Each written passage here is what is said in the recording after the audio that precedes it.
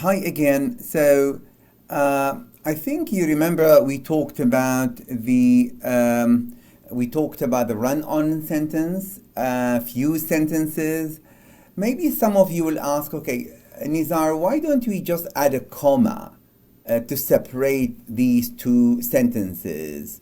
And that is another error that some learners they do. They think, oh, let me put a comma here, instead of writing a complete long, two sentences together.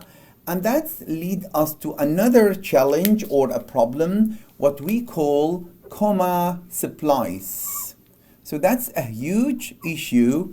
It's called comma splice. So putting just simply a comma wherever you want, whenever you want, in long sentences, that causes another issue, which we call comma splice, which should be avoided. It should be avoided. So, for instance, you cannot just say like that. So, you cannot say, going back to our favorite hummus, so you cannot say my favorite, right? You remember? My favorite is hummus, right?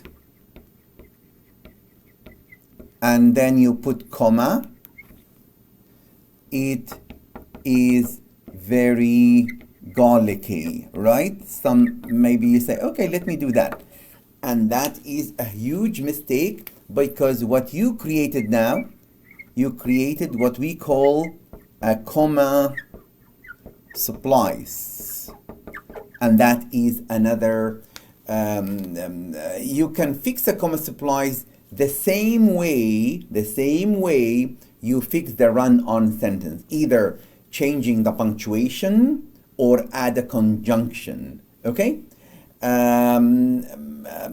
You cannot do both. So, and that is a solution. So you need to use the right the right punctuation marks, or use adding a conjunction or a semicolon, as we talked about, okay? Or a long dash or a period. You cannot just put a comma without a conjunction, like the one of the fanboys, as we said.